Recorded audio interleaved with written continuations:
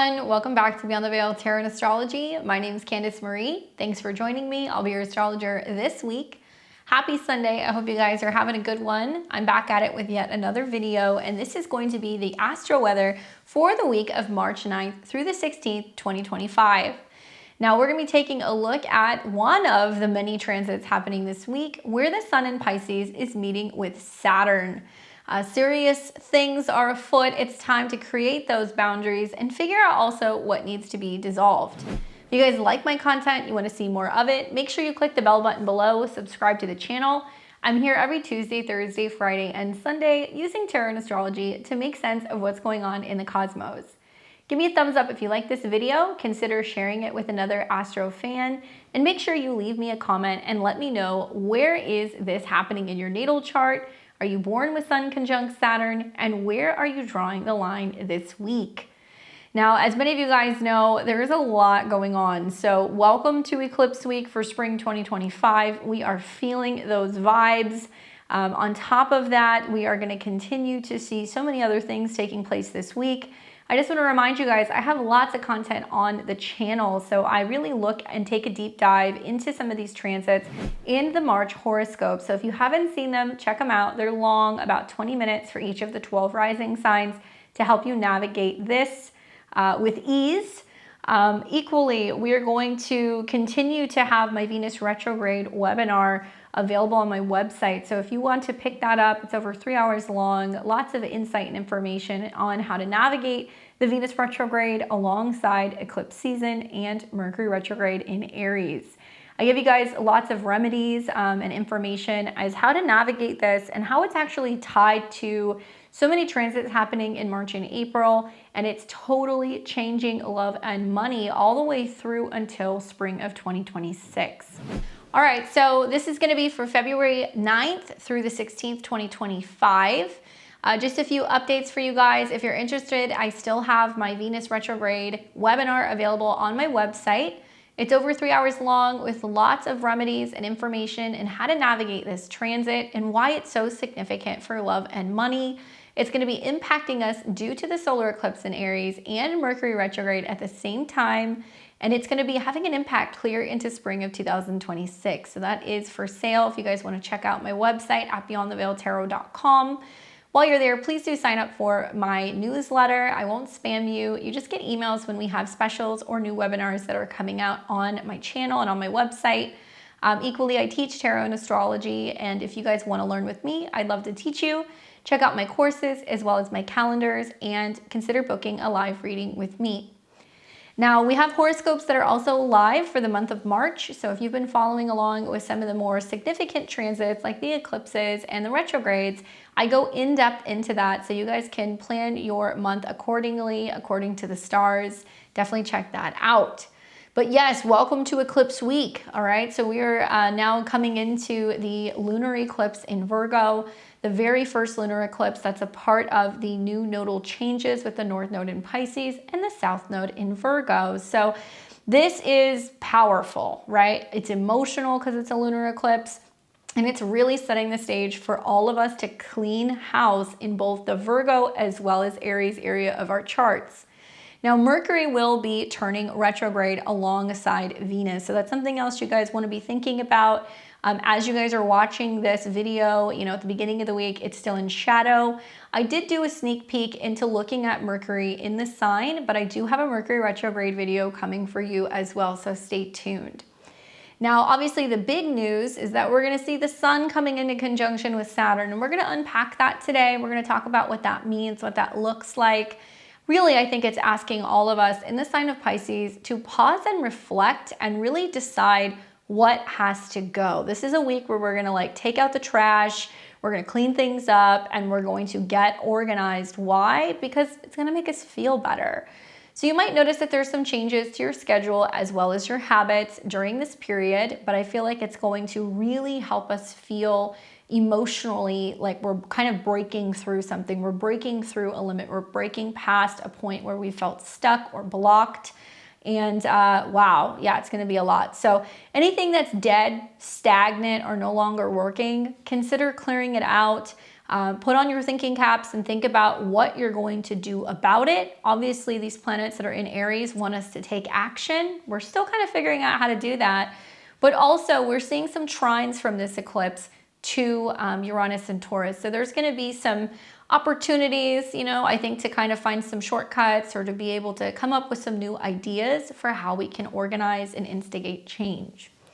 Now, I want to unpack the Sun-Saturn conjunction. Probably not the biggest transit this week, but there's going to be other videos that are going to be coming out on the bigger transits, so that way you guys get a little bit more of a deep dive. But we're going to see this conjunction that's actually taking place this week, but it's been building up really for the last week or so. So this is where, like, the light of who we are, right, the sun, is meeting with the weight of reality, Saturn. Happening in the dreamy sign of Pisces, very soulful, also very karmic as the North Node is nearby.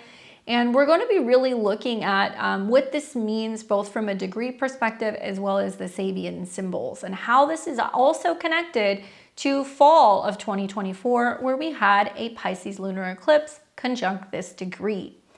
Now, what are the themes of the Sun conjunct Saturn, right? So the Sun is our core. This is either our vitality, it's our identity, it's also the spotlight. This can represent leaders. This can also represent people who are involved in organized religion. This can also represent people who are in positions of power.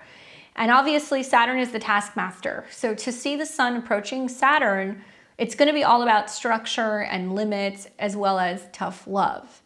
Pisces is traditionally ruled by Jupiter, so it can be about spiritual breakthroughs. It can be about breakthroughs revolving around faith and tests of faith. But the modern day ruler is Neptune. So this deals with, compassion, imagination, as well as surrender. I think this conjunction is also kind of blending together this energy of like fire and ice, because the Sun is traditionally warm, it's hot, and Saturn is a little frosty. So it's really shining a light on our dreams and where we have to face the hard truths about what is holding us back. So themes for this week are obviously responsibility meeting spirituality.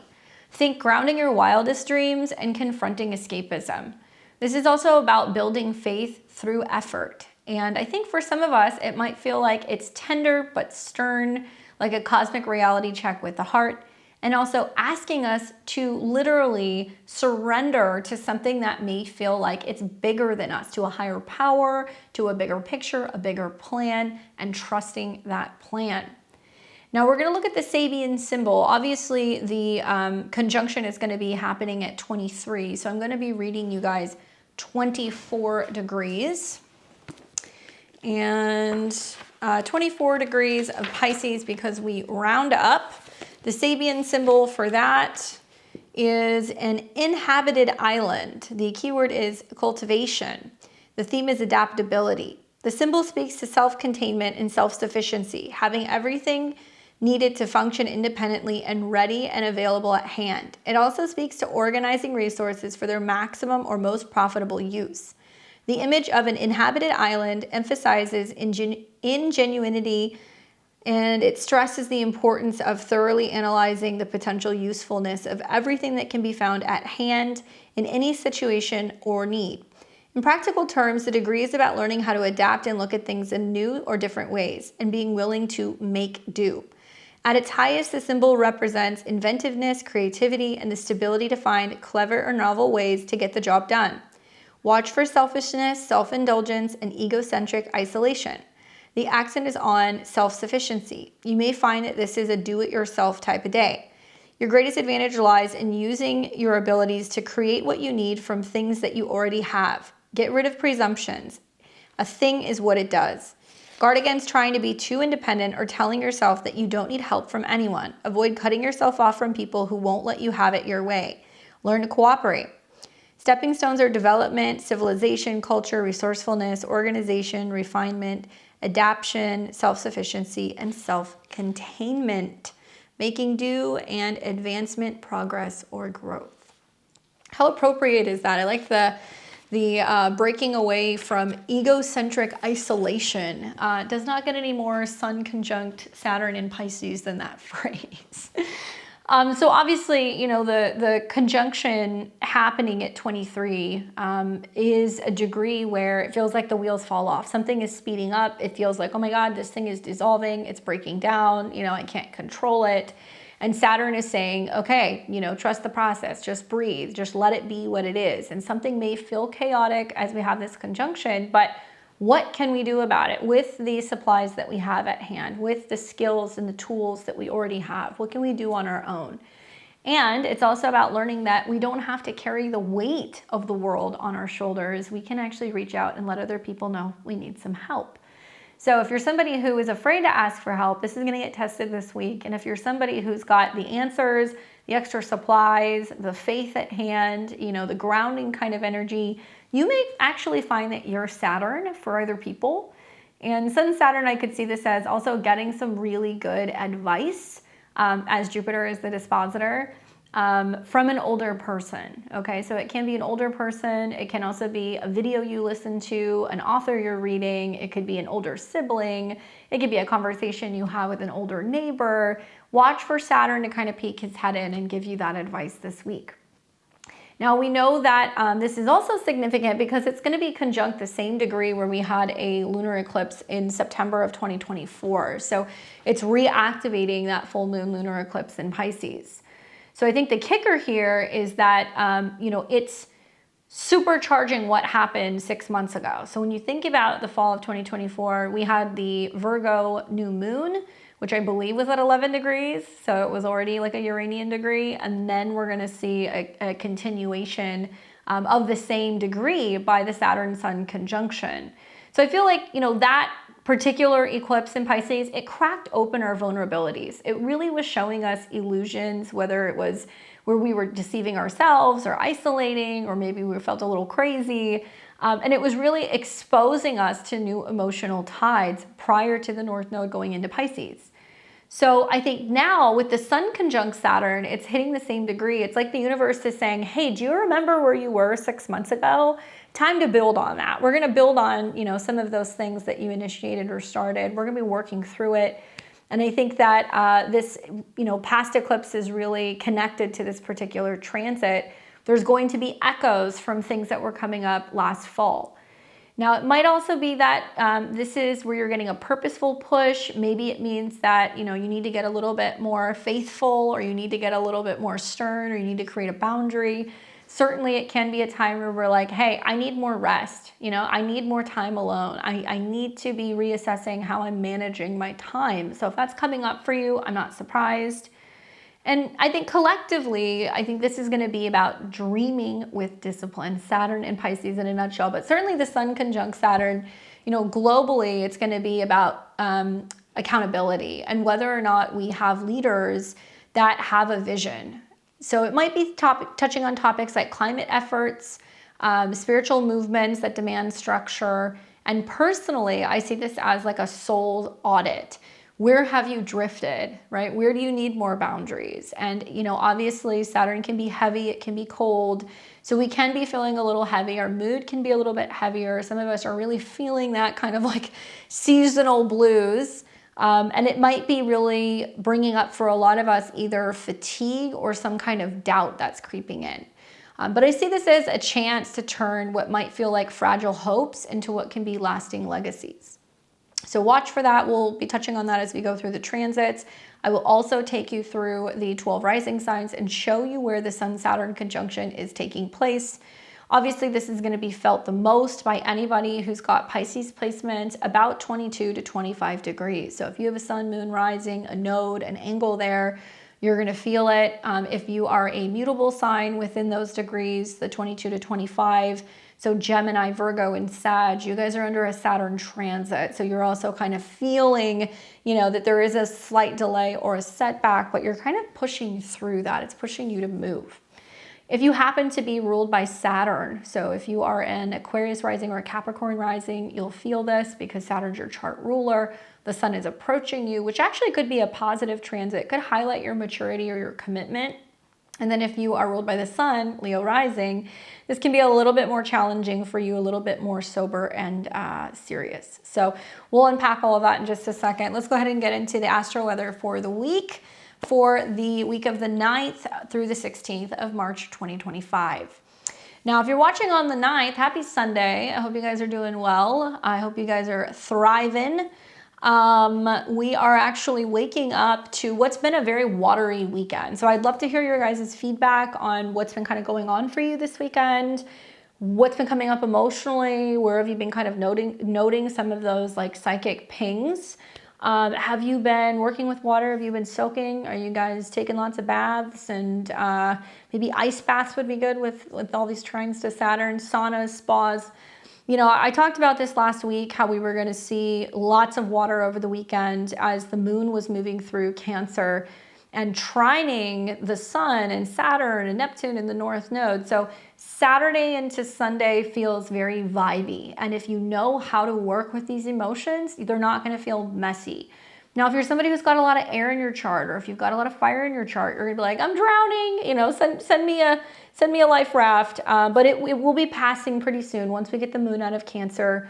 But as you're waking up, the moon is now starting to separate from a conjunction with Mars. So last night was either really passionate, sexy, and steamy, or there was some like hot emotional meltdowns, depending on how you look at it.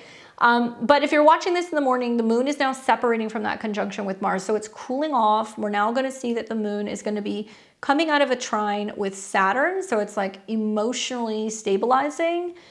Maybe we've taken more time to rest. Maybe we've been meditating. Maybe we've been kind of reflecting more. And that's helped us kind of get our mood in check, our home in order. Domestic stuff comes up with the moon in Cancer, being with family, you know, reorganizing, doing stuff around the house, family activities, looking for a home, you know, doing all kinds of do-it-yourself stuff, especially with the moon in Mars. But now the moon is going to be forming a North Node trine and a Neptune trine today. So pretty positive. When the moon connects with the North Node, especially in a trine, we definitely see lots of fortuitous events and opportunities to kind of like have a little bit more insight to what our emotions, moons, are trying to tell us. Especially at a 27, it's about being able to better express our moods and our emotions. And then we're going to see the moon start coming into a trine with Neptune, which is still very dreamy, sensitive, romantic. And also it's clearing because we're going to see the moon hit 29 degrees. So I hope you guys are still kind of enjoying your downtime into the evening. Not much else is happening, you know, until the moon goes into the sign of Leo. So by the time we get into the PM hours this weekend, on Sunday, just vibing out. We're just floating, you know, we're just kind of floating along. So the moon's going to then move into Leo. We're going to see this in the evening. And right around dinner time, depending on where you are, that moon ingress is going to shake things up a little bit. Primarily because when the moon goes into Leo, it's a solar sign. So expression, creativity, drama, romance, all that stuff gets highlighted. And we're watching the sun, and we're seeing that the sun is now starting to approach Saturn. So maybe we're taking matters of the heart more seriously. Maybe we're taking relationships more seriously, dating more seriously, creative projects, hanging out with our kiddos, and anything that's going to be relating to hobbies can definitely be good. Only hang up is as we get into the evening, the moon is starting to oppose Pluto. So there's some tension on the home front or emotionally. And that tension is going to bring up, I think, a difficult time in communicating and expressing, because clear into the evening, the moon's opposing Pluto at a 3. So how we communicate matters of the heart, how we talk to our kids, how we talk to our loved ones, how we have a breakthrough maybe when it comes to creating content, writing, sharing, and also anything that's going to be involving communication or travel. So that's it for Sunday. Not much else is happening. You'll just see like a spark in the evening. And the moon's going to keep moving through the sign of Leo until Monday on the 10th. Now, on the 10th, I actually kind of like some of the transits that are happening, even with the sun Saturn that's getting highlighted with the moon in a solar sign. I like it because the moon's going to come into a trine in the morning with Mercury, so we can actually get a lot done. We can communicate, we can express ourselves, we can write, we can play. This is also very romantic and bold. Fire signs like to take action. They like to take risks. So if you're wanting to work on a creative project, if you're wanting to talk to somebody about how you feel, if you're feeling like it's time for you to get the show on the road with something that is self-expressive, you may really enjoy that, especially if you're a creative. I think on Monday it can be great. And then right after that, the moon's going to start coming into a trine with Venus. So we are bold, dynamic, creative, proud about what we've created, what we think, what we want, what we love. We're also going to see that the moon is going to come into a sextile with Jupiter in Gemini. So this sextile is great for writing, learning, traveling, contracts, negotiations. Pretty good energy, to be honest with you, on Monday morning. I feel like we're all going to feel a little bit more like we're ready to rock and roll, and we're taking the initiative, and we're also feeling inspired. Now, when the moon makes this sextile, it's not going to be until a little bit later in the day, but after you catch the trine to Mercury and Venus, which is basically most of the morning. So if you have to do communications, meetings, scheduling things, planning things, do it the first half of the day. And then you can verify, sign off, agree, or have contracts if you have to later in the PM hours when the moon is sextiling Jupiter. Only hang up here is that, Mercury is in shadow, okay? So we're going to be seeing closer to the 15th, Mercury is going to turn retrograde. So, double and triple check any of your travel plans. Make sure that you maybe consider travel insurance or things that are refundable, because we're going to see maybe some impulsive actions when it comes to investing, planning, traveling are up for reevaluation later in the week. Besides that, that sun is coming closer and closer to Saturn. So not everybody is going to feel the moon trine Mercury and Venus. Venus is retrograde. So it is harder to find that we're getting fulfillment, that we're having pleasure, that we're getting what we want, physically or financially. And the Sun-Saturn conjunction is rather sobering. So there is this sense of being like, oh, okay, this is what actually has to break down. This is what has to be cleared.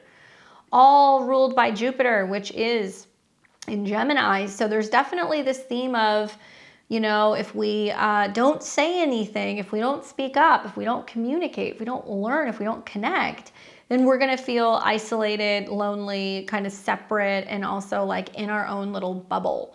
So these sextiles, right, and also the trines, they want us to communicate and they want us to share, even if it feels dramatic or over the top. Certainly you can kind of feel like that when there's aspects between the moon and Jupiter. There's definitely big feelings, but people might be feeling very, very outspoken is kind of the feeling that I'm getting, especially with Mercury getting ready to come into conjunction with Venus. That's pretty much it. That's going to be happening on Monday, so not a bad day on tap. It's definitely better than most Mondays. And as we go through into what will be Tuesday the 11th, we wake up in the morning and the moon is getting ready to come into both a square with Uranus. So for me, Tuesday the 11th, because Leo deals with the markets and it deals with anything that's speculative, like stocks, stock markets, gambling, anything where you're taking a risk, that moon square Uranus means there's probably going to be some wild stuff going on financially and economically, especially because we're going to see that square happening at 23. Now, before that happens, the moon is going to come into an inconjunct or a quincunx with Saturn and the sun. So it doesn't seem like a big aspect, but I think it is. When the moon is quincunx Saturn and the sun, it's trying to reconcile a problem. And this is, I think, a little bit more significant considering the moon is ruled by the sun. So we've got the Sun-Saturn setting up where there's something serious that's kind of happening. Obviously 21, 21, 21. What is that? Sag. It's a Sag degree. So how weather is impacting travel. It could be about how we're seeing some major legal matters that are being kind of blown up and put out into the world. It could also be about colleges, educational centers, global matters, anything revolving around trade. And I think that quincunx represents something that we just can't see, right? So this is all happening 8 signs away from the moon. So this could actually be talking about some kind of financial troubles, issues with liquidity. There could be some secrets or things that are being exposed that's coming out. that's impacting the moon's ability to feel, you know, confident and also like optimistic. Right after that, we see then the moon comes into a square with Uranus, which is why I feel like from about 10 a.m. Central until the moon comes out of a square with Uranus, which won't be until about 4 p.m., that window is wild. You're going to see some stuff happening, especially financially, where there is going to be some kind of, some roller coaster things going on. Now, the very same day on the 11th, we will see that the moon is also trine Chiron in Aries. So maybe we're getting loud and dramatic about some of our wounds, our insecurities. Maybe it's brought on by romantic partners. Maybe it's brought on by childhood issues. Maybe it's dealing with children or younger people. We want to find a way to be able to make lemonade and find a hobby or something creative or expressive to use as an outlet, so that way we're not having outbursts. But the big transit that I'm looking at is this one. Mercury conjunct Venus retrograde. If you guys saw my Venus retrograde video and even my webinar, I talk about how this is like a triple threat. We've got Venus in a sign that she does not do well in. She's moving through a Mars ruled sign where there's conflict and all is fair in love and war. We've got Mercury that is also in shadow and will conjunct Venus, which means there is something that's not working when it comes to matters of the heart and matters of the mind. They're not coming together. There is some sense of friction where it's like the heart wants what it wants, but the mind is saying, hey, it's not a good idea. And then we've also got a retrograde. So that's the triple threat that I'm seeing, both of them meeting at 8 degrees, which is a Scorpio degree. Well, Venus is retrograde, so it means that there's something that is slowing down or correcting or changing when it comes to love, money, and values. The only planet in the sky right now that's associated with Venus is obviously Uranus because, well, it's in a Venusian sign. So it's saying that individuals are reworking, rethinking what they're buying, how they're spending money, how they're consuming, what they value, changes with banks and personal finance. So this for me would be a huge marker that's like, oh, we're probably going to see some major shocks and surprises revolving around money. All of this is connected to Mars. Mars is still in shadow, but it is direct. And Mars is now approaching a square again with Chiron. I've said for a long time, perhaps this is going to be about homeland security stuff. Perhaps it's going to be about people changing direction with their home values, what they want to pay, what they're spending on their home renovations, changes also maybe with insurance because it's at an 8 degree. It could also be about people remodeling or redesigning their homes or reimagining what they can do with their physical space, or if it's time to move. I thought for a while this might be some corrections coming with the housing market, and I still do think that. Let's look at the Sabian symbol for the Mercury-Venus conjunction. So that's at 8 degrees and change. So it's going to be 9 degrees of Aries. So 9 degrees of Aries, a crystal gazer. The theme is divination. I spoke about this degree months ago on my videos, and I want you guys to really listen. So the symbol speaks to a global perspective and the capacity to quickly grasp the significance of all the facets of a situation and at once and understand the meaning in coincidental events. The image of a crystal gazer emphasizes the world of potential and as perceived through the clairvoyance and vision. Implicit in this symbol is the concept of dual imagery or mirroring effect, wherein man and his universe reflect each other and thereby create a means for predicting the future. On a practical level, this degree can symbolize a situation where all ordinary means for solving a problem have been exhausted and divinatory techniques are turned to. At its highest, it represents psychic sensitivity, prophetic insight, and the ability to organize and plan in such a manner that facilitation and convenience precede actual need. Watch for snooping and prying or foolish impracticality. The accent is on sensitivity and the need to find information or immediate answers to problems. Logic or reason may not work well at this time. Solutions are discovered intuitively and through psychic means. You're especially alert today, and you may surprise yourself or someone by tuning into something that was being kept secret. Your greatest advantage lies in looking ahead and what is going to be needed in the not too distant future. Guard against being intrusive or violating others' rights to privacy. Mind your own business where you are peacefully asked to get involved. Stepping stones are intuition, clairvoyance, vision, reflection, sensitivity, global perspective, and potential. What does this mean? Well, there's going to be a whole lot of astrologers saying, I told you so, and psychics and intuitives and people who have been predicting some of the crazy stuff that's coming in March. But there's also going to be a lot of people who are going to be going in the world going, what the heck is going on? You know, like, what's happening? Give me some insight. What's happening? And it's going to be like people who are making predictions, stock predictions, people who are making financial predictions, and things regarding world events. That's what I think. And there's going to be a lot of people being like, it just doesn't make sense. Like, the charts aren't making sense. It shouldn't be happening. And people are going to be like in the astro world, like sipping their tea, you know. I do think that in a practical way, because this is connecting to Mars, and this is about transformation, so rethinking what we need, what supplies, what we need for health. Mercury obviously is health, what we need for communications. That some people are having dreams, or they're feeling intuitively like, oh, I have to stock my pantry. Oh, I need to have a medical kit. Oh, I need to have a go bag. And I don't say this to scare you. Like, literally, Aries is like in the moment. And that's what these things are going to be about. And because it's connected to Mars at an 18 degree, which is a Virgo degree, it's going to be what supplies do you need for your home, right? What would you need? Mars can be about heat. Is it candles? Is it firewood? Is it deciding that you need a wound care kit? Is it you decide you need some extra food for, you know, your pets? Do you decide that you want to, you know, put in some home security or some kind of home defense, or you're deciding you want to put up a wall, or you need something for privacy? Maybe something goes missing. That happens a lot when planets go retrograde. Something's missing and you're like, I gotta find it. I know I have something. And rather than buying something new or trying to figure out, you know, like how to order something fast enough to get to your home, you dig through some of your stuff and you're like, how can I make do? Right? The Sabian symbol. How can I make do with what I have? So some of you guys are going to be saying, well, I need something in this moment. You know, how can I make do with the supplies that I have? Or something is missing. Let me kind of tap in and figure out, where did I leave that thing? What closet did I put it in? What drawer did I put it in? And you might be able to remember where you found it.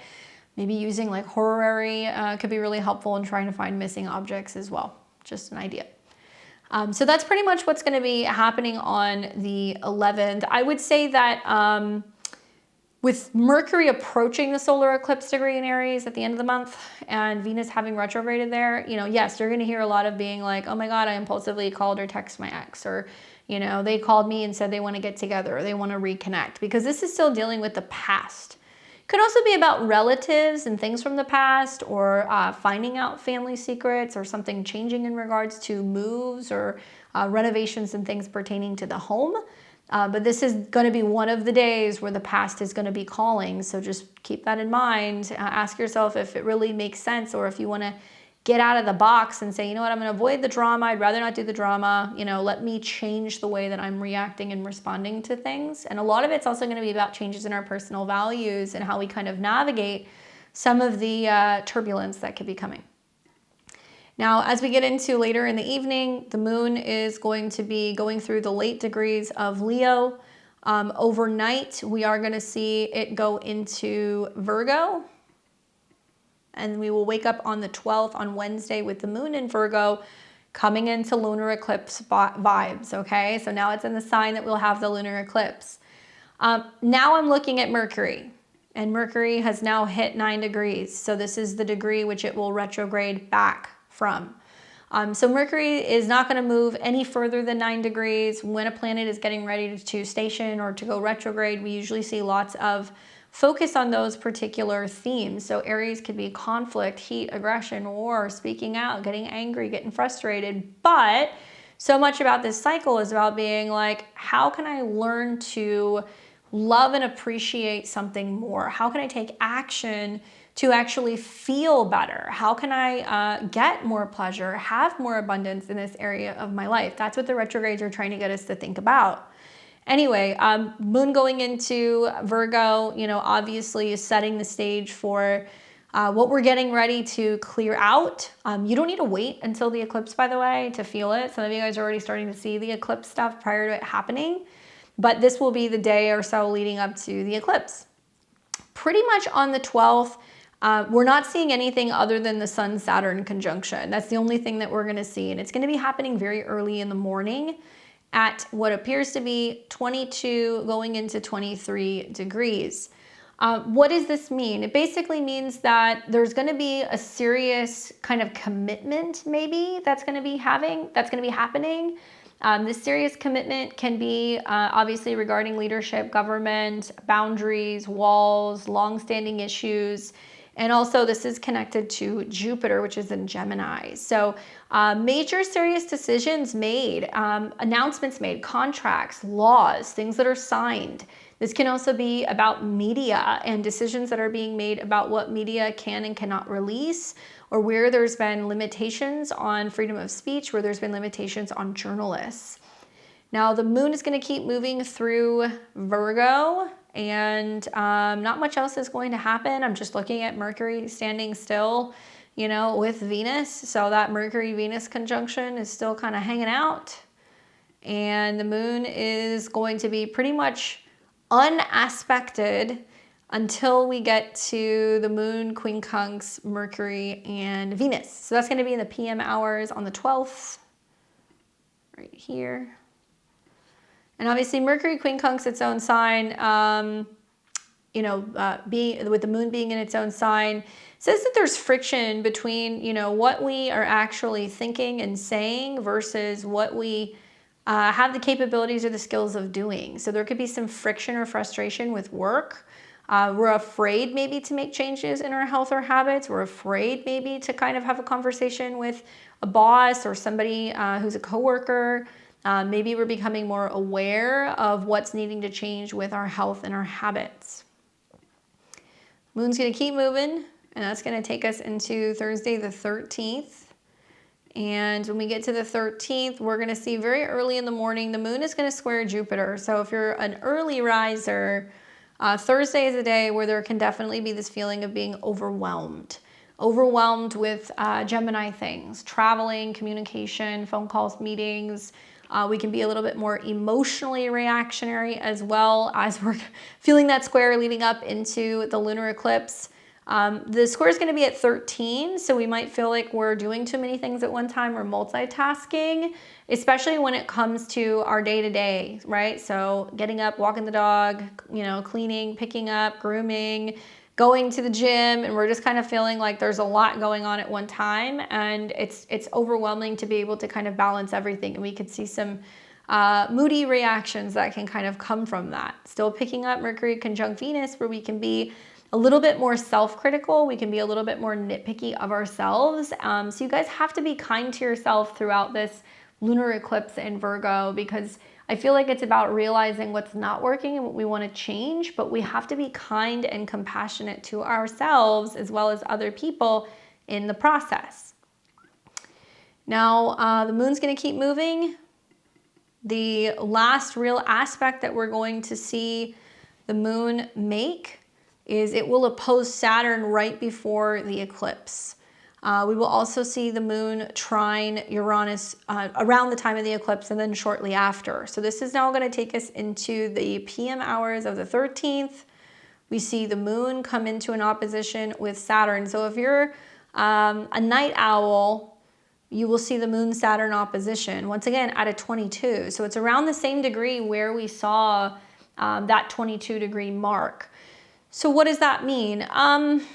Basically, it means that there's going to be a limit. There's going to be a wall. There's going to be something that's going to come up. I think with the 22, because it deals with government and because it's going to oppose the moon, we're going to hear more, especially here in the United States, revolving around dismantling certain branches, changes, especially when it comes to health, and the administration going through and doing layoffs and doing more gutting of jobs. I also feel like this is going to be about talking about closing offices. So Virgo can be about the office space. So we might be hearing more about certain offices that are closing down or getting smaller or that they're changing. And then we'll see very early in the morning, depending on where you are, it could be very late at night, especially like on the West Coast, very early in the morning from Central to the East Coast and even overseas, we will see the eclipse actually be on the 14th. So we'll see the eclipse degree here. Let me just pull it up. The eclipse degree will be right here. around 1:54 a.m. Central, so late at night Pacific. And that's the eclipse where the moon comes into exact opposition with the sun. If you guys haven't seen that Virgo eclipse video, check it out. And it's conjunct the South Node, so it's an emotional clearing, right? We are cleaning house. It's very health related. It can be also very much connected to the health of the masses, health news, something revolving around job numbers, job reports, and something is going to rapidly increase. So as much as I hate saying this, we've seen it. We've seen a lot of people who have been switching jobs, relocating, retiring, taking, early kind of retirement, packages and things like that. And yeah, we've just seen a lot of changes in the job market, and there's more of them coming. When the eclipse comes through, right after it happens, it's then going to trine Uranus. So obviously this is happening like for some of you guys in the middle of the night and very early in the morning. So you may not really start to see the effects of this until we get up and we're awake and we start seeing the moon coming out of the trine with Uranus, hitting the South Node, which is ruled by Mercury. Mercury is at the solar eclipse degree, which will be at the end of March. So it's about individuals realizing that health, scheduling, wellness, work, services are all about to change.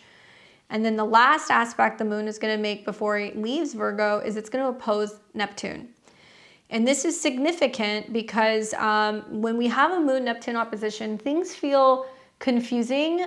Virgo wants facts and it wants it to be rational and make sense and be organized. And Pisces is unfortunately not really a lot of those things. It's more about emotions and sensitivity and the subconscious. And it's also, all of this stuff is about surrendering. North Node in Pisces, surrendering, right, to something bigger than us, watching some, final kind of finale or something that's dissolving. Neptune, that is there as well. It's saying collectively we're completing a cycle. We're moving from the energy of, Pisces into what I think is going to be more of like an Aquarian kind of vibe. Then we're going to see this Sun-Saturn conjunction still brewing. So it's saying that there's about to be a major completion. There's about to be certain things that are going to be breaking down and dissolving. Literally, Saturn is structures. That's why in previous transits, when we saw conjunctions and hard aspects to Saturn, we saw like the submarine, the big submarine scandal where the submarine sank. We've also seen bridges that have broken. We have seen dams that have broken. We've seen flooding. And that's really what all of this has been. I do think because it has a strong connection with immigration and also people who are traveling globally or people who are seeking asylum, because that's what Pisces is about, that we're going to be hearing more about how there is jobs that are changing as a result of shifts with leadership with some of that. So like, let's say there's been certain entities or groups that have been promoting or involved in that. Maybe you're going to see some of those kind of get closed or get rolled back. And that's the polarity between the two. 29 degrees is where we're at that critical turning point. So some of us are going to turn around on the 14th and go, what the hell is going on? What is happening? And this all leads back to Mercury and Venus in conjunction. Individuals realizing that there is about to be a significant change with the job market, with money, with personal finances, with health. I'm expecting from this eclipse, even if it's not that day, that there is going to be some jaw-dropping information regarding health that people are going to be finding out about. I do think it's going to be about people also being more proactive and taking matters into their own hands and like taking better care of themselves and making more of an effort to be physically active or be working on both mental health, Mercury, but also it can be making more of an effort when it comes to changing the way they're eating. Venus, after all, is about what we consume. So a lot of people are going to go, oh, I heard some shocking news about this food, or there's been this recall, or, there is this whatever that's kind of like floating around and people are getting sick, and people are going to go, no, I'm not doing that. And by the way, Aries is about rashes. It's about inflammation, stuff that's red on the face, right? So it can be burns, it can be cuts, bruises, abrasions, but this can also be about rashes, and Mercury is children. So the reason why I think we're hearing so much about the measles right now is literally all of these incoming energies into Aries, where we see health challenges with young people and where there is lots of inflammation. So we want to be fighting inflammation right now. We want to be taking our turmeric. We want to be working with our infrared panels. We want to be trying to minimize processed food, anything that's got heavy metals in it, things that we're breathing Mercury, things that we are exposed to also, you know, either in the workplace or maybe in our gyms. And I definitely think we're going to hear a lot of people who are just noticing an uptick either in elementary schools, very Mercury. It could also be preschools, it could be childcare centers, as well as gyms, guys. We're going to be hearing people that are going to be seeing that they're going to be either having rashes or outbreaks of things, or they're going to be having issues breathing. Aries is also connected to allergies. So any inflammation of the allergies, the sinuses, the nose, anything like that is something else that we're going to want to be watching for. But things feel crazy with this opposition. It'll be nice to see later in the day, the moon at least goes into Libra. We get a little bit of a break. Granted, in the afternoon, now we're playing off of that Venus retrograde where we're like, well, I'm not getting enough of what I want. I want, you know, more support. I need help. And Venus is associated with that moon. So when the moon goes into Libra, we're wanting partnership. And you're going to have an opportunity to communicate and connect with people more in the evening on Friday. This is going to give us the trine to Pluto. So the moon in Libra, where we partner, connect, support each other, focus on relationships, companionships, and it's more social. So it is possible for some of you guys that you're like, okay, Friday was a little bumpy. Now I feel like going out and like hanging out with my significant other, or we're going to a party or seeing friends. And we're feeling a lot more willing maybe to be dynamic and be bold and be active in relationships. So maybe we're doing something different than what we would typically do on a Friday night. I can't promise you're not still going to feel the effects of the eclipses, because eclipses come in pairs. So this is just the starting eclipse, and then we're going to see 2 weeks later at the end of March, there's going to be a solar eclipse right around the same degree which Mercury will retrograde. Anyway, so pretty much Friday night, moon's going to be in Libra. That trine to Pluto definitely helps kind of ease things up a little bit. And then this is going to be taking us into what will be Saturday the 15th. So on Saturday the 15th, we wake up in the morning and the moon's still in Libra. It is opposing Venus. So I think a lot of us are yearning for something. There's like, oh, you know, I wish my partner was here, or I wish I could have the sugar, or I'm wanting something. We can also feel that through that tension, it's making us aware of where we need to kind of incentivize ourselves to partner, to, you know, bridge the gaps, connect, communicate. And the moon will also oppose Mercury, which, by the way, on Saturday is now retrograde. So this could also be another day on Saturday where you're hearing from the past, and now somebody else is reaching out to you. Oppositions are relational. Well, you might be questioning, going back and forth, you know, do I respond to this, or I ran into them? Like, what do I say, you know? So that'll be another day that you guys want to watch for the X's. I think with moon trine Jupiter, it's also enhancing communication, especially through text, email, traveling. It could also be bringing up kind of connecting with neighbors and family members or siblings. So that's also kind of in the mix. And we've seen through the last, I guess, like I didn't really say it, but the 13th and the 14th, the sun was also sextile Uranus. A lot of dreams starting to make sense. A lot of things that are either falling apart, that's making us restructure and restabilize, or there's been a lot of things we're letting go, which is meant to better help our support, our self-love, our self-esteem, our money, right? That we gain something. So pay attention to your dreams, because I feel like some of the dreams can be quite literal. You guys can be seeing something and then it's like, boom, that actually physically materializes. Yeah, I don't know. There's something about that sextile, especially on the 14th, that makes me feel like dreams can actually become a reality. I've heard a lot of clients and like friends and people commenting that are like, I had this dream that I was gonna like, or this feeling I was gonna hear from my ex, and then boom, you know, you hear from them. So let me know in the comments, has that been happening for you guys? Have you been kind of feeling those synchronicities heating up? All right, so you're gonna pick up the trine between the moon and Jupiter in the afternoon hours, early evening. All right, this is also good for socializing and connecting. And then we're gonna see going into Sunday, which will be the 16th, things get a little sticky. So it kind of reminds me of some of the stuff we've seen the last few weekends. I've noticed when we've had the moon in Aries, the moon in Cancer, the moon in Libra, there's lots of tension. And a lot of that's because of the cardinal squares. So similar to what we had last week, when we saw that the moon was going through Aries squaring Mars and individuals were combative with family. And then this Sunday, you guys are waking up watching moon conjunct Mars, which is squaring Chiron. So it can kind of be like the changes now are happening or there's a lot of things stirring emotionally. Now, this Sunday, the 16th, coming up, we're going to have the moon coming into opposition with Chiron and squaring Mars. Now, very early morning on the 16th, we're going to see the moon square Mars. So unless you're like an early riser, there may not be tension, but it will be at a 19, so there can be some relationship friction. But it's when we're getting up in the morning that the moon opposes Chiron and it's still picking up that square to Mars. So don't wake up and choose violence. Lean into Libra. Try to be diplomatic. Try to be friendly, you know. We also see that the moon is quincunx Saturn and it'll quincunx the sun. So there can be this feeling of there being a lot of like relationship action and people wanting to partner and reaching out. And some of us are like, I don't want to deal with their problems. I don't want to answer the phone. I'm not ready yet. I need some time.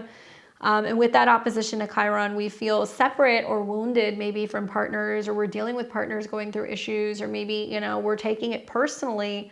And then we get a little emotionally flustered and frustrated. As an Aries moon, I can just say like these transits have not been fun because it's been happening right around my like 22-degree moon. So I've noticed every single time, like on the weekends, I have to look at the chart and go like, do I really want to start a fight today? Because I know it's just gonna like pop off with that cardinal energy.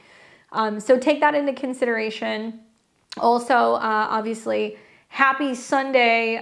Mercury is retrograde really as of late on Saturday, but you guys will feel that shift. And on Sunday, with Venus and Mercury now retrograde in the same sign in close proximity to one another, now we have to go back, reassess, rethink, rework what works and what doesn't for us on an individual level. So definitely listen, you know, to the Mercury and Aries video, the Venus and Aries video. Listen to your horoscopes. I cover both to give you guys some insight, and know that we're not done with the Mars retrograde. Mars retrograde is finished. So we can kind of feel like we're moving ahead. Finally, Mars is actually picking up in degrees. It's now left at 17 degree. But Mars is the ruler of Venus and Mercury. So it's saying like, in order for us to really move forward, to start new, we have to clean house. We have to get our house in order, whether that's your home, your family, organization, moving, cutting ties with the past. I mean, dealing with the emotions, it's still there. So you guys might be kind of caught off guard on Sunday where some of that stuff comes up with the transit moon. Now that'll all be over as we get to midday. So once that moon moves away from about 22, 23 degrees, we get to midday and things are actually easing up a little bit. We're gonna see that there is a yod here. Okay, if you guys can see that, Saturn is sextiling Uranus. So where we are having some faith or creating boundaries or taking a step back to reflect before we make any physical changes. And it is pointing right at the moon. So I think that for a lot of people on Sunday, they're gonna feel like it's a really dynamic relationship day, whether it's with a person, a job, money, you know, a thing. And we're having to really think about, okay, if I make this change, or if I end this, or if I dissolve this, what's going to be the physical repercussion? How is this going to impact other people? Relationship changes or shifts with others might also bring some of this stuff up as well. So watch for that. On Sunday night, late, we will see the moon moving into Scorpio. So it's going to be pretty much overnight right here. So when we wake up on Monday the 17th, the moon will be in Scorpio. So that's going to be next week. But yeah, pretty much relationship-y things, socializing things are going to be happening all weekend long. If there is some tension with a roommate or a family member or a partner, you can lean into the moon trine Jupiter, you know, have a phone call, connect with friends, do some FaceTiming, go for a walk, you know, maybe get out of town for the weekend, go on a road trip and socialize. And that'll help kind of diffuse through Pluto and Jupiter so you're not getting caught up in the oppositions and the squares. Anyway, that's all I've got for you for this week. I do want to take you guys quickly through the themes and some of my predictions for the Sun conjunct Saturn in Pisces. So let's take a look at that. Let me roll this back and I will take you guys through the 12 rising signs. As a reminder, if you guys have anything, let's say 21, 22, 23, 24 degrees, you're going to be feeling the effects of that conjunction. And I'm a Western astrologer. That's what I use, is whole sign. So if you're a Placidus user, that's okay. You can go and find where those particular degrees are in your natal chart, and then you're going to want to listen to the ascendant or the rising sign that associates with the house that it's in. But you can use a whole rising sign. I recommend, to make the most of my predictions, listen to your rising sign first, and then you guys can listen to your sun and your moon sign. As a reminder, also my Leo risings, because you're ruled by the sun, my Pisces placements, 22 to 24, 25 degrees, and also my Aquarius and Capricorn risings, because you're ruled by Saturn. It's going to be impacting you guys the most. Let's start with my Aries and Aries risings. All right, so you guys are doing Sun-Saturn conjunction in your natal 12th house. So obviously the 12th house deals with hidden limits, right? It's also about spiritual grit, Saturn, and you have got this conjunction of your 5th house ruler, children, childhood, anything revolving around lovers, younger people, and your 10th and 11th house lord. Well, for you guys, I kind of feel like this is where old patterns might be resurfacing, okay? And I could say that also with like the retrogrades going from your 1st into your 12th, but you might find that old patterns are resurfacing. There could be some heavy fatigue. You could be feeling a little bit more tired than usual. But there is a breakthrough that is coming for you if you face some of these problems. Creative blocks, blocks when it comes to love, blocks when it comes to vulnerability. And if you face it, you're going to be able to overcome it. I know this is a part of a bigger kind of look when we look at the solar eclipse that's coming for you at the end of the month, when we look at the retrogrades that are going to be kind of working their way through your sign until May. A lot of you guys just really need a little bit more rest, and you need to be doing something creative behind the scenes. So you might be watching your favorite movies or TV shows. Maybe you're doing some painting, some meditation, some drawing, anything that's going to be about spirituality and structure. And what a great time to commit under these retrogrades and this conjunction to a meditation practice, to working with a hypnotherapist, to deciding that, you're going to actually create a bedtime and you're going to stick to it. So that way you feel like you're more refreshed and capable of taking on some of your other things throughout the day. Okay? Good luck, Aries. We've got Taurus and Taurus rising. You guys are going to be doing the Sun-Saturn conjunction in your natal 11th house in the sign of Pisces. Well, Saturn is connected to your 9th and your 10th house, where it's about philosophy, faith, beliefs, and career, maybe even foreign travel. And obviously the Sun's connected to your 4th house of home and family. So when you see the conjunction in the 11th house, this is about your friends, your networks, your goals. This is also about money that comes from your job. So I'm predicting for you guys that your social dreams get a bit tested. Some allies you might feel like are fading, but true ones can step up. People who can help you, not just at work, but also socially, and people who can also help you talk about what's going on in your personal life. They can support you through changes with your home or changes with your family. I do feel like I would be focusing on quality connections and refining your vision with patience. It's possible that you feel like a friend disappoints you with this transit. It's possible that you're kind of underwhelmed with a family or a party get together. But I would use this to kind of commit to some of your dreams and what you're hoping to achieve when it comes to matters of your career as well as your private life. Good luck, Taurus. We've got Gemini and Gemini rising. What's up, Gemini? The Sun and Saturn are meeting this week in your 10th house. Are you ready? This is going to be a bit of like a temperature check on what's going on with your work and your career, as your career, your reputation, and also authority figures are connected to your 10th house. Now, the Saturn transit is connected to your 9th house of philosophy, faith, and belief, and your 8th house of change and transformation, joint resources. The sun deals with contracts, communication. So it does look like you're having to have meetings with bosses and people at the top about your goals for how you're going to change your career. Maybe you're having to communicate about traveling for work. Maybe there is a sense of meeting with a mentor or considering doing some training. But I think for the most part, this is where work feels heavy, okay? Work can feel heavy. Bosses or goals might demand more of you, and you might feel like success is slow, but trust me, with the retrogrades, it's becoming more solid.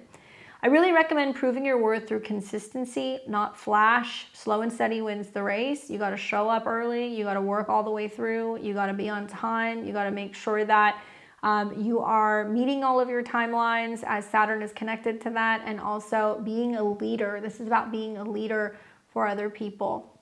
Good luck.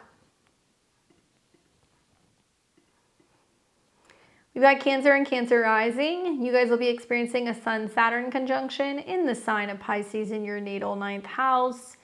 And if you have any planets mid-degrees, I would say 20 to 25 degrees of Cancer, Sun, Moon, or rising, you're going to like this energy. It's supportive for you. And obviously the 9th house for Cancer risings deal with your belief, travel, higher education, and expansion. Saturn connects to your relationships. It's also about business relationships, clients, and the 8th house, which can deal with karmic debt. When the sun meets Saturn in the 9th house, it's taking into consideration your resources, your money, as well as your worth. So some of you guys might be committing to travel with a partner, committing to paying for a program for some kind of education. Maybe you're paying to meet with a teacher or a mentor.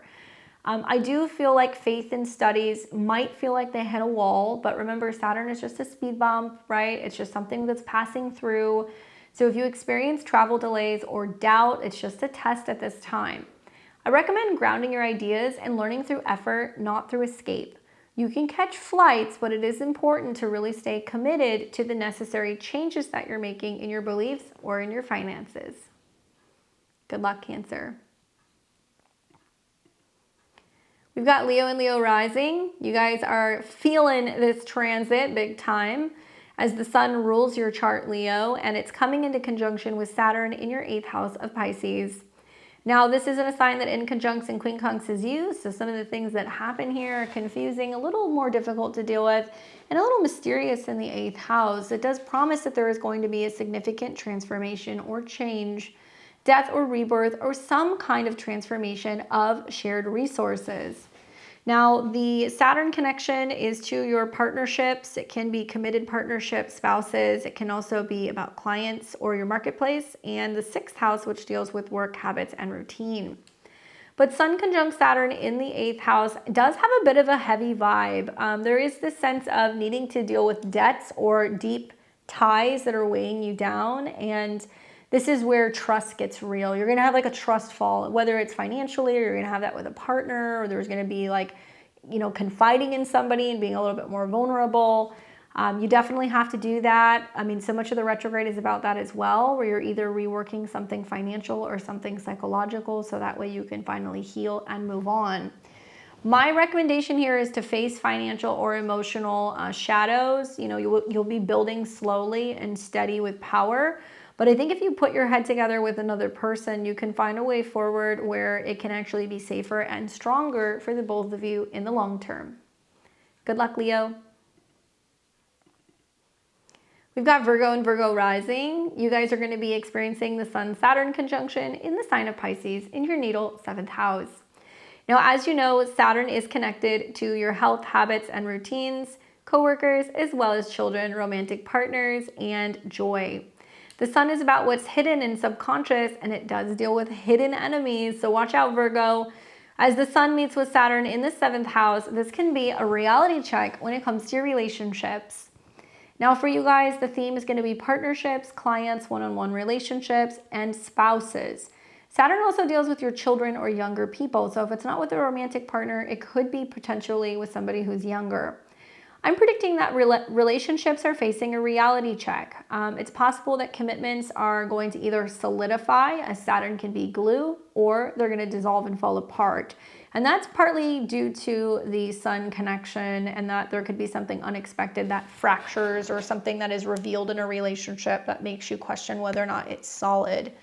You can set clear boundaries, but love needs major work right now. And as you know, this week, your chart ruler is retrograde. So you're going to see Mercury retrograding back into your 7th house, Venus retrograding back into your 7th house. And you're going to be asking yourself, can we fix these problems? Can we heal it? Can we come together? But it's going to require honesty and transparency in order to kind of get over what might feel like a speed bump. Now, if you are somebody who's single, this can mean you unexpectedly meet someone out of the blue. You didn't see them coming. And it can be somebody who's kind of strange and mysterious, and you're questioning whether or not you can trust them. So watch for that as well. Good luck, Virgo. We've got Libra and Libra rising. What's going on, Libra? You're going to have the Sun-Saturn conjunction in your natal 6th house, and this one is one you're going to want to watch, as the 6th house is going to be dealing with, well, work. Work, health, pets, themes revolving around overcoming challenges. I guess one thing I've learned so far is that malefics really do better in the 6th house. So if you're dealing with a planet that's going to be hitting a malefic like Saturn, I think you'll be able to overcome it. But still, Saturn deals with your home, and it deals with your family or property or real estate, older relatives as well. And the 6th house deals with health, healing, responsibility, work, scheduling, and your own, I think, mental health, because it's in Pisces. The sun deals with the 11th house, so this can be about friends or allies or networks that come in to help you. But specifically, I think what I'm seeing is routines are really feeling like they're dragging, right? It feels like heavy. You might feel like there's a lot of work on your plate. There could be health or job limits that are really pushing your discipline and really asking you to commit more seriously to some type of service. You might be called on to help a family member, an animal, or a friend, and even though you're feeling exhausted, it looks like it's really important that you do what is necessary to push through and help others. Just mind some of your exhaustion levels, because it can be real. Pace yourself and take small steps to heal bigger issues. Libra, Mercury and Venus are retrograding into this part of your chart. So a lot of this is going to be about actually finding solutions or health hacks, working with holistic practitioners, and finding ways to incorporate more meditation into your routine. Good luck. We've got Scorpio and Scorpio rising. What's up, Scorpio? You'll be experiencing the Sun-Saturn conjunction in your natal 5th house of romance and children, creativity, and joy. Now, as you know, Saturn deals with your 4th house of home and family, parents, as well as real estate. It's also connected to your 3rd house of traveling, communication, contracts, negotiations, siblings. The sun deals with your 10th house of career and responsibility. So with the sun and Saturn meeting in the 5th house, yes, things get serious when it comes to love and relationships, creative projects. Fun turns more serious, and art and romance requires more effort in order to shine. I think for you guys, my recommendation is commit to your passions and let them mature. Some of you guys are getting really serious in a romantic relationship. You're wanting to take things to the next level. Others might feel like you're a little dissatisfied with dating under this transit, and you're feeling like some of the potential people don't have any long-term kind of perspective. Others might be feeling like it's about a serious heart-to-heart that you're having with a child or with a younger person. And this is also about committing to projects or creative things that's going to make your heart sing. I want you guys to really think about what's going to make you happy. And that seems kind of like counterproductive under a Saturn transit.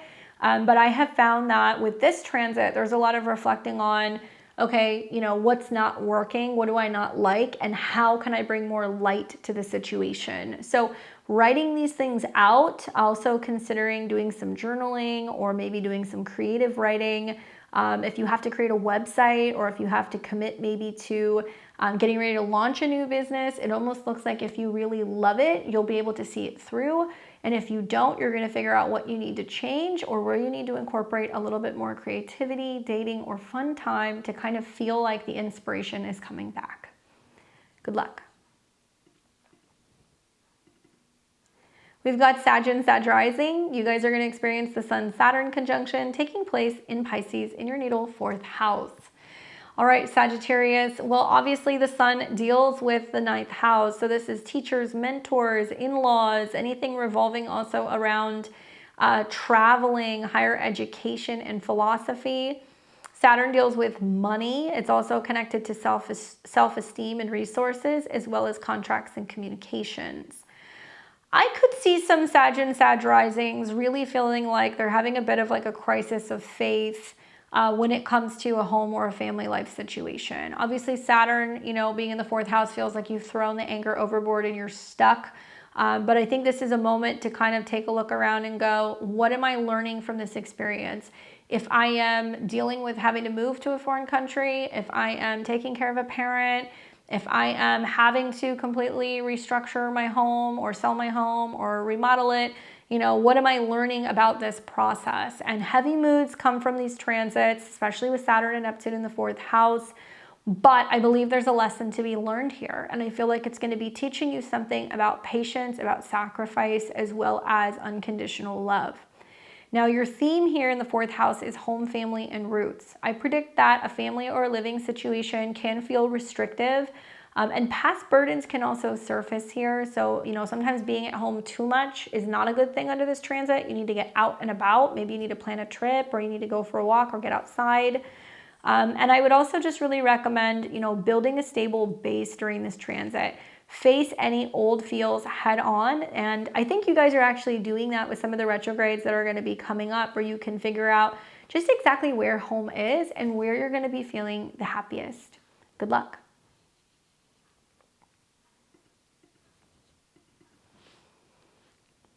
All right, we've got Capricorn and Capricorn rising. So for Capricorn and Aquarius, you guys are going to want to pay attention. Pisces too. But the transiting sun is meeting your chart ruler. So this basically means something is highlighting you, your commitment, your seriousness, your responsibility. So it's actually good. So for my Capricorns, you guys are experiencing the Sun-Saturn conjunction in Pisces in your natal 3rd house. For you guys, obviously the theme is travel, learning, communication, sometimes movement, vehicles, and siblings. But the mind is the 3rd house, okay? So you have got your chart ruler as well as your 2nd house money ruler meeting with the sun in the 3rd. The sun rules the 8th house of taxes, as well as investments, joint resources, inheritance. So I feel like there can be a negotiation brewing. There can be an opportunity to sign something and commit to something financially. Maybe you're saying, hey, I got approved for the car, I got approved for the apartment, I'm buying the house.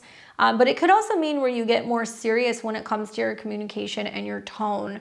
I would assume so far Saturn in the 3rd house has kind of taught you sometimes saying less is saying more. I feel like words carry weight with this transit this week. You might feel like there's a little bit of mental fog or maybe some delays that's really testing your patience. Maybe you have a difficult conversation with a sibling or a neighbor. Regardless, speak your truth with purpose and really cut through the noise. This is an opportunity for you to really transform the way you communicate and also see an opportunity to be able to better create peace, as planets are going to be retrograding in conjunction with Saturn pretty soon. So making peace with a relative, making peace with a neighbor, peace with a sibling. And it can also be a time where I feel like it's going to really give you peace of mind, okay? So good luck with that, my Capricorns. We have Aquarius and Aquarius rising. You guys are going to be experiencing the Sun-Saturn conjunction in Pisces in your natal 2nd house. So for you guys, Saturn rules your chart, your traditional ruler. It also rules the 12th house of the subconscious. So with Saturn meeting the sun in the 7th house, your relationship lord, this is a meeting of the minds. This is you and another person sitting down talking about money, talking about values, talking about resources, gaining some clarity and some insight as to what is yours, what is theirs, what you've invested in, what you're getting back. So it's very financial for you. I feel like this might be a day where you draw a financial kind of hard line. Obviously, your worth is important here as well. It's not all financial. This is about how you feel about the money you're making, how you feel about your resources. Obviously, with the Sun conjunct Saturn, there might be a sense of somebody asking you for money and you being like, well, I don't know if I want to give it up. Or a partner is talking to you and inquiring, well, what do you have? What are you willing to spend? What have you given, me or our family or our children? So you can be feeling like people are kind of pressing you a little bit. Watch your self-value. I think that this is something that you really want to protect. You want to kind of build yourself up, and you really need to get stern about protecting your resources. It is also really smart to be budgeting wisely. I feel like you'll earn confidence through effort because the Sun is about that. And this can also be a time where there is a potential really profitable partnership that's emerging. So working with a spouse, working with a partner, merging with another person. Granted, Mercury and Venus are going to retrograde into your money house. So, there's going to be a need to get a contract, talk about it, work it out. But it can be something that can benefit you. It can't just be people taking from you. So if you feel confident about what you possess and what you're able to accomplish, you and another person could be like the dream team, and it could be great for you financially. Good luck. And then finally, we're going to see the Sun conjunct Saturn in the sign of Pisces for Pisces and Pisces risings. For you, Pisces, the Sun is connected to your health, habits, coworkers, pets, and routines. Saturn's connected to your goals, networks, and allies, as well as the 12th house of your subconscious. In the first house, it's very much self-oriented. So obviously identity, yourself, your body, your health is definitely a theme.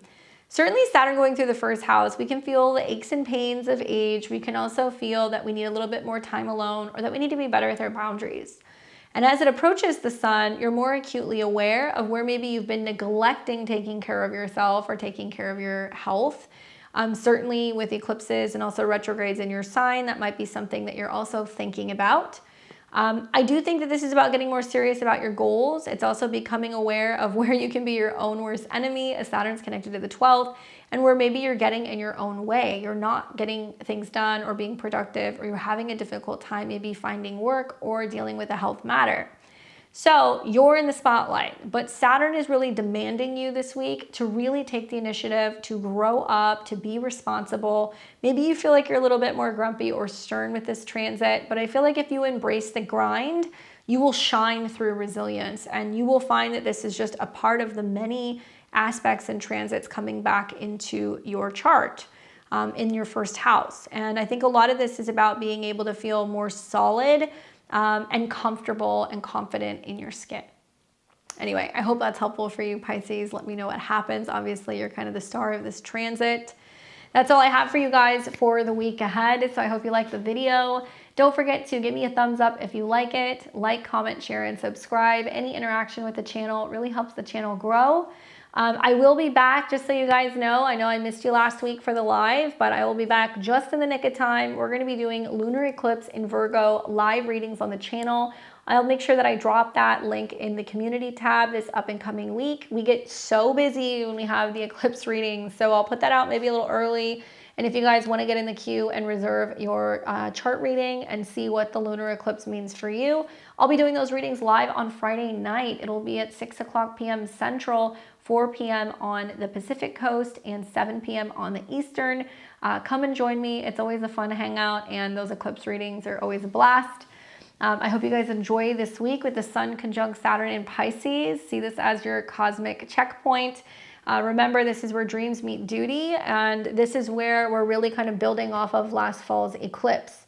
Yes, it's not easy, right? But it is powerful, and I feel like if it's hitting you a certain way, tap into those feelings. What is your intuition telling you? And I feel like this is really going to be beneficial for committing to a new set of goals and boundaries. So stay strong, stay brave, stay committed. I will catch you guys all on the other side. And I hope you guys enjoy this very, very powerful week. See you soon.